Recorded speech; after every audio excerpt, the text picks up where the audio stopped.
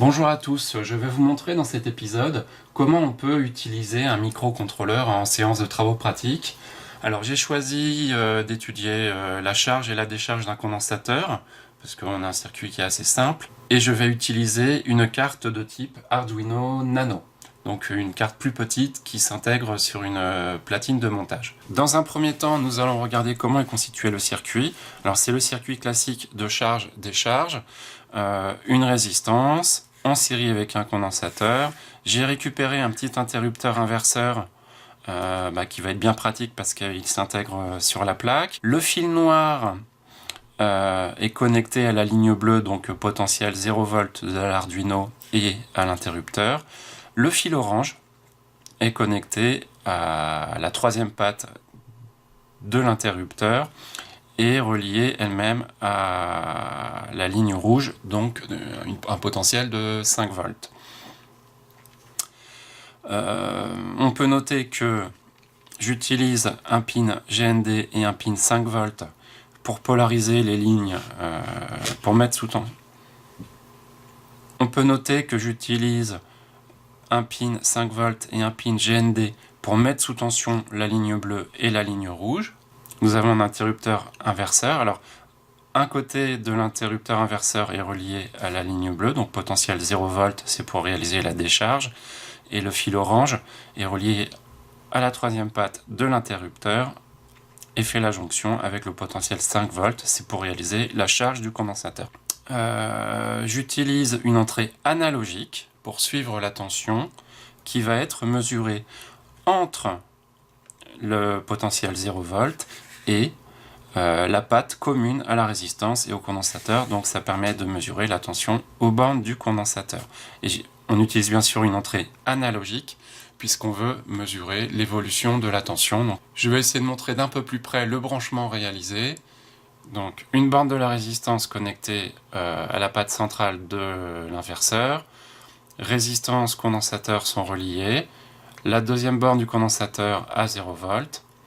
Et le fil gris qui mesure le potentiel entre la résistance et le condensateur. Dans cette vue, on va plutôt voir le fil gris qui est connecté au port numéro 2 à entrée analogique. Nous allons maintenant passer au programme. C'est exactement celui que nous avons utilisé pour le potentiel dans un épisode précédent. Alors quelques commentaires. On initialise la communication avec l'ordinateur pour la transmission de données. Ici, on précise qu'on utilise le port analogique 2.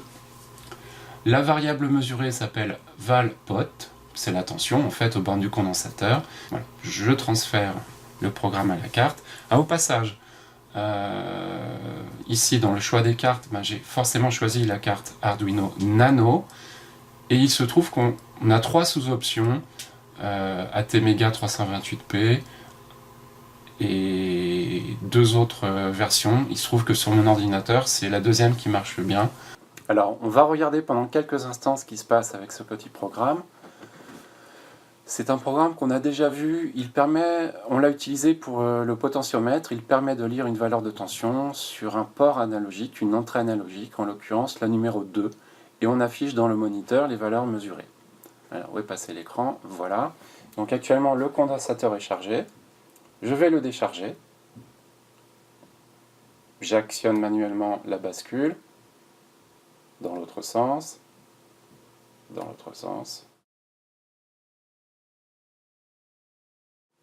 Donc on a bien les courbes habituelles de charge et de décharge de condensateur.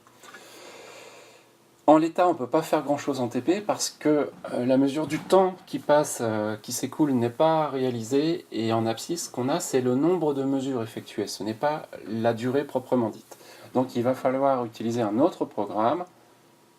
Je ferme le traceur, je change de fenêtre. Voilà, le programme s'appelle ici. Il s'appelle charge de condensateur. Il est téléchargeable sur mon site. Et on peut l'adapter très facilement si on veut utiliser par exemple un spectrophotomètre ou un colorimètre pour faire un suivi en cinétique. Je me suis inspiré très fortement d'un programme qu'on trouve sur le site de téléchargement de Regressi, un programme qui normalement simule le fonctionnement d'un oscilloscope en passant par la carte Arduino. Alors je l'ai adapté aux besoins pour la charge d'un condensateur. Et on va aller directement à l'essentiel. Je vais ouvrir le moniteur série. Que se passe-t-il? Ah oui, je n'ai pas téléversé le nouveau programme, donc je reste sur le programme précédent, potentiomètre. Voilà, je téléverse le nouveau programme. Je ferme la fenêtre du moniteur, j'en ouvre une autre. Et j'ai prévu 3 commandes pour faire fonctionner cette petite application à base d'Arduino et de régressi. Une première commande dans laquelle on va préciser la période d'échantillonnage de façon très simple. On tape E suivi d'un nombre entier, par exemple 100. Ça définit la période d'échantillonnage à 100 millisecondes. Voilà, je valide. Après, il faut définir la durée totale de l'acquisition. Je tape D, 1, si je veux une acquisition pour 1 seconde. Et avec la touche S, je déclenche l'acquisition. Voilà. Donc là, on a un format directement exportable sur Régressi. Donc, on peut le copier totalement. CTRL-C. Je vais dans Régressi, Fichier, Nouveau, Presse-Papier. Et voilà. J'ai les valeurs qui viennent d'être mesurées qui sont intégrées dans le logiciel Régressi. Alors là, il ne s'est pas passé grand-chose. Maintenant, on va un petit peu affiner. Je reviens sur Arduino, le moniteur série. On ne peut pas effacer directement, ça c'est dommage. Voilà, effacer la sortie, on remet à 0 l'écran. Je vais faire 10 fois plus de mesures. Donc, cette fois, je vais taper E10 pour une période d'échantillonnage de 10 millisecondes. Toujours pendant 1 seconde, D1. Start. Et cette fois, on va avoir une centaine de mesures qui s'accumulent. On efface le moniteur. On va faire quelque chose d'un peu sérieux maintenant. Je vais rester sur 100 millisecondes en échantillonnage. Une durée totale d'acquisition, 4 secondes. Donc, je tape D4. Et là, je me prépare, je vais actionner la bascule de l'interrupteur du circuit. Donc S, je confirme, et je réalise la bascule. Je sélectionne toutes les valeurs. Je vais dans Régressi, Fichier, Nouveau, Presse-Papier. Et voilà, j'ai ma décharge de condensateur. Donc le tour est joué. On peut maintenant retourner dans la console d'Arduino, l'IDE. On peut effacer à cet endroit. Si je veux plus de points de mesure, je vais mettre 20 millisecondes en période d'échantillonnage. Une acquisition sur 4 secondes toujours. Et Start. Et je fais la bascule. J'aurais même eu le temps d'en faire 2. Je recommence et je vais en faire 2. Start. Je valide. Bascule. Et une autre dans l'autre sens. Voilà. Je clique dans la fenêtre où se trouvent les valeurs. CTRL-A pour tout sélectionner. CTRL-C pour tout copier. Je vais dans Nouveau, Presse-Papier. Et je remplace les valeurs précédentes. Voilà. Donc, il y a un morceau de la décharge, je n'ai pas attendu suffisamment longtemps, et puis la charge dans la foulée. Alors, il y a une valeur qui n'est pas très bien placée, ça peut arriver, on va l'éliminer. Je vais aller chercher l'abscisse correspondante, on est à 1,360 secondes. Donc, du côté des grandeurs, qu'est-ce qu'on a à 1,360 secondes? Voilà, c'est ici. On a un 5 volts qui n'a pas sa place, donc hop, je sélectionne toute la ligne, je supprime la ligne, et on retourne vers le graphique. Voilà, la courbe est nettoyée. On peut travailler comme on a l'habitude de le faire en TP à partir de ces données. Alors, si on veut par exemple mesurer simultanément la tension aux bornes du condensateur et la tension aux bornes de la résistance. Donc il faut apporter quelques petites modifications au programme. Il faut aller plutôt vers le bas, à cet endroit-là, dans une fonction qui s'appelle pose C et pose C. Je ne sais plus pourquoi ça s'appelle comme ça. C'est juste une variable. C'est la fonction start qui permet de déclencher quand on met une majuscule ou quand on met une... C'est la fonction start qui permet de déclencher l'acquisition avec un S majuscule ou avec un S minuscule. Alors je vais d'abord faire la modification pour le S minuscule. Je vais rajouter 2 lignes ici en copiant ce qui précède. CTRL C, CTRL V. Alors, que dois-je faire? Je dois enlever ici le retour à la ligne pour le mettre à cet endroit là.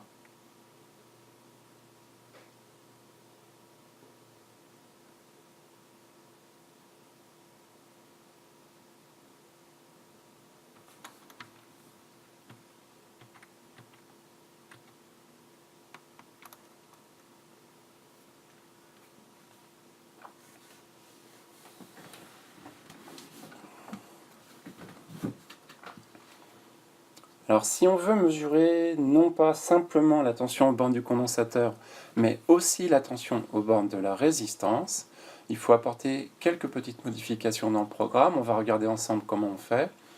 Alors il faut plutôt aller en fin de programme et remonter au bloc précédent, celui-là, juste avant boucle principale.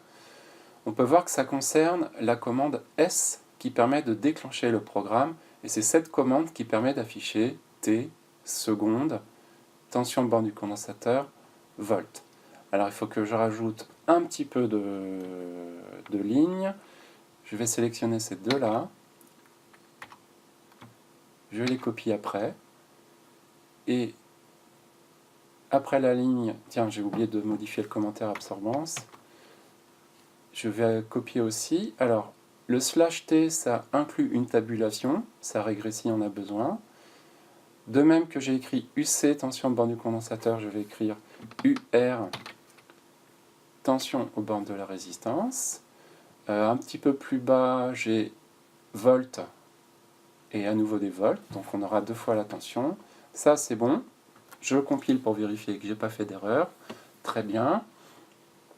Et il faut que j'aille maintenant dans la zone qui fait le calcul de la résistance. Alors, où c'est? Voilà, c'est par ici.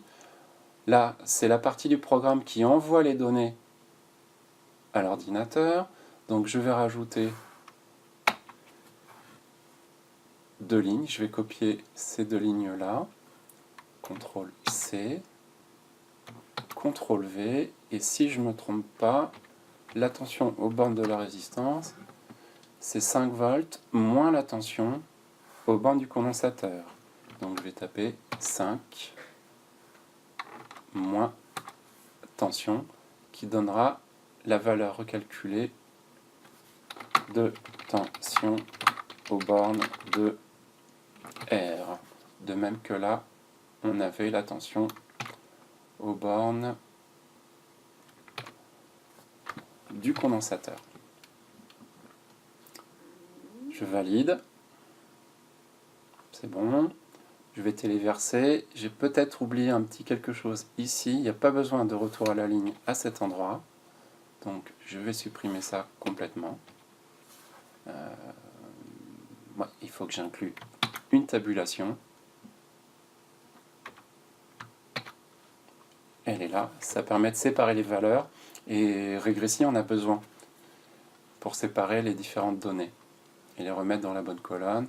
Et là, il y a peut-être un problème de retour à la ligne aussi. Voilà, il ne faut pas revenir à la ligne à cet endroit. Il faut revenir à la ligne à cet endroit. C'est bien. Pareil ici. Ça m'a l'air bien. Je compile. J'envoie dans la carte. J'affiche le moniteur. Quelques instants, le temps que la carte s'initialise. Voilà. Qu'est-ce que j'avais dit? Eh bien, je vais mettre 20 millisecondes. E20. Acquisition pendant 6 secondes, D6, et avec la touche S, je déclenche et j'espère que ça va fonctionner. Voilà. Là, je fais une charge et je fais une décharge. J'ai mis une durée plus longue afin d'avoir le temps de faire deux bascules. J'ai cliqué dans la zone où il y a les données, je vais les voir en en-tête. Vous constatez que maintenant il y a une colonne en plus qui correspond à la tension aux bornes de la résistance. Alors je sélectionne tout, je copie tout, je vais dans Régressie, Fichier, Nouveau, Presse-Papier. Et voilà, on a les deux graphiques. Alors c'est la courbe en noir qui est la tension au bord du condensateur, ça décharge, ça charge, et la tension au bord de la résistance évolue de façon symétrique. Alors on peut continuer à adapter ce programme comme on le souhaite. On peut l'utiliser pour faire des suivis spectrophotométriques, par exemple, si on a un colorimètre ou un spectrophotomètre qui dispose d'une sortie en tension, qu'on peut connecter sur les entrées analogiques de la carte. On peut modifier le programme en s'inspirant des commandes qui sont déjà incluses dedans, et ça permet de pouvoir faire des TP tout en continuant d'utiliser le logiciel Régressie. Voilà, je vous remercie, au revoir et à bientôt.